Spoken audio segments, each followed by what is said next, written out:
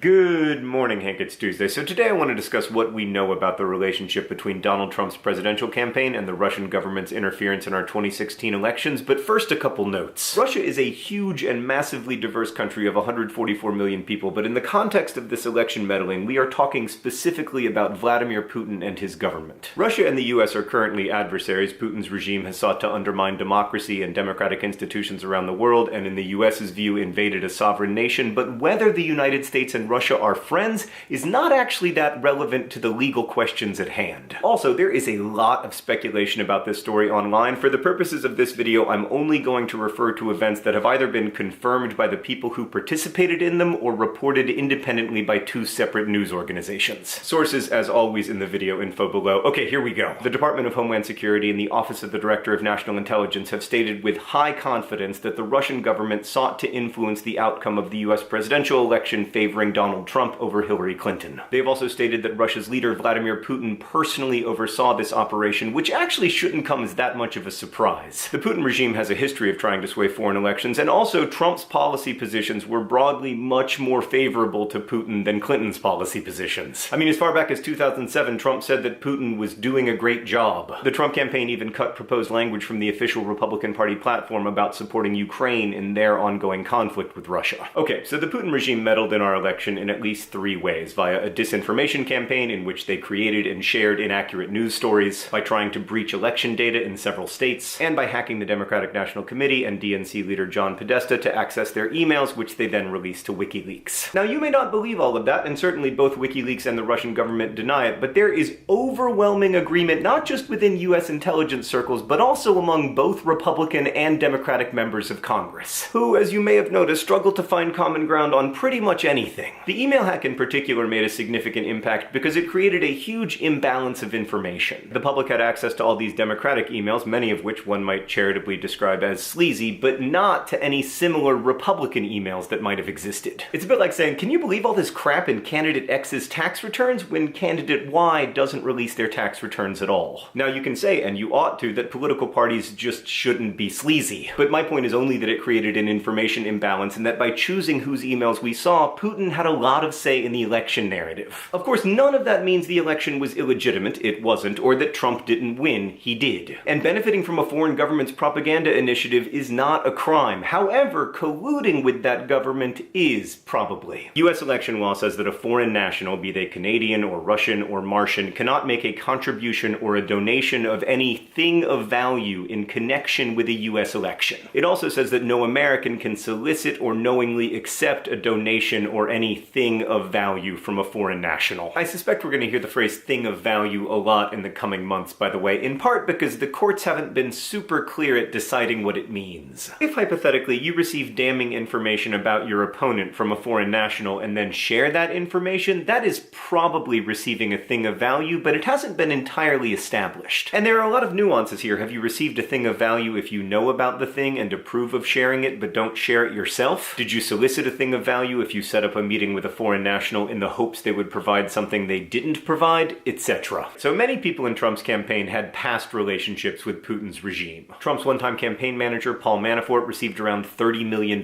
working for Oleg Deripaska, who is seen as one of Putin's closest business confidants. Michael Caputo, an early Trump advisor, had previously worked on a Russian campaign to improve Putin's image among Americans. Trump's Attorney General, Jeff Sessions, had to recuse himself from the Russia investigation after it was revealed he'd had previously undisclosed meetings with Sergei Kislyak, Russia's ambassador to the United States. And Michael Flynn, Trump's first national security advisor, failed to disclose payments that were made to him by an arm of the Russian government. And failure to disclose such payments is illegal for former military officers. Flynn also talked several times to Sergei Kislyak during the transition, the period after the election but before Trump became president. One of those calls occurred on December 29th, which happened to be the same day the US announced new sanctions on Russia. Flynn initially denied that he'd discussed sanctions on that call, but it became apparent that there was evidence to the contrary because Kislyak's calls are routinely monitored by US intelligence. Discussing sanctions policy on that call was possibly illegal. I mean, Flynn was not yet the national security advisor, but he was trying to negotiate foreign policy. But of greater concern is that the day after Trump learned that Flynn had lied about discussing sanctions, Trump asked FBI Director James Comey for loyalty. And then, the day after Flynn eventually resigned, Trump asked Comey to drop the Flynn investigation altogether. This is alarming because in the United States, states the Justice Department and the FBI are supposed to operate independently from the White House. That's part of the reason FBI directors serve a 10-year term. They're supposed to be above party politics and not beholden to one particular leader. Trump asking Comey to drop the Flynn investigation was a significant breach of protocol. In fact, some have argued that it amounts to obstruction of justice, which is the charge that Richard Nixon was eventually impeached for. And then a few months later, Trump fired James Comey. Initially, the White House said the FBI director was being fired for his mishandling of the Hillary Clinton email case, but then, after a few days of trying on various justifications,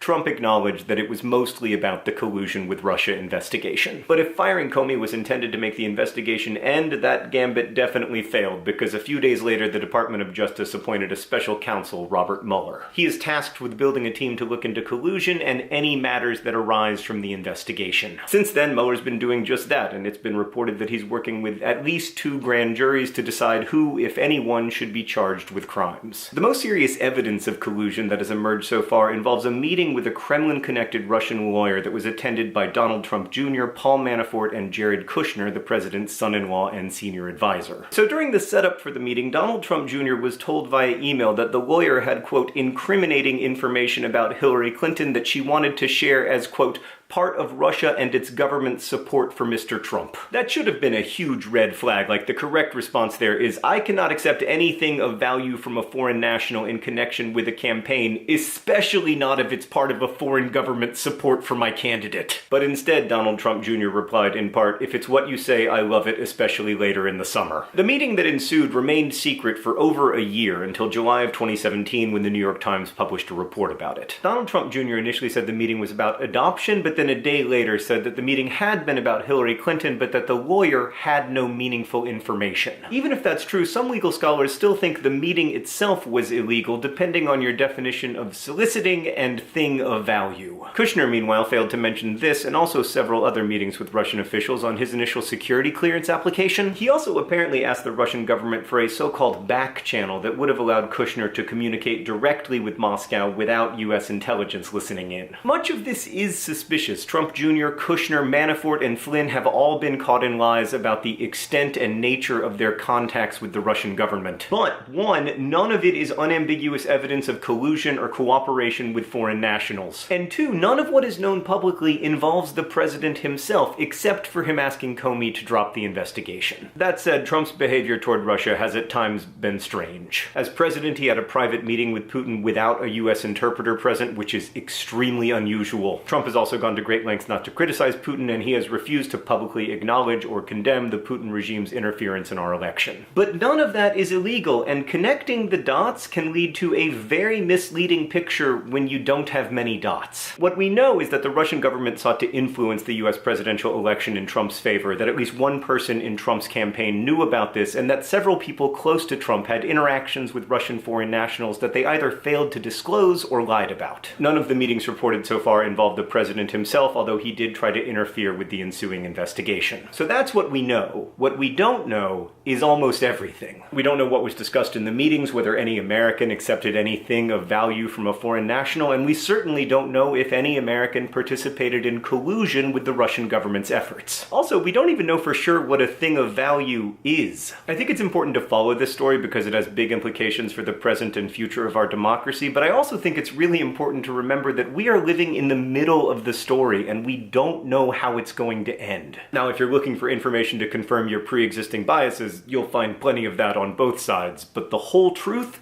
we just don't know that yet. I hope we will someday. Hank, I'll see you on Friday.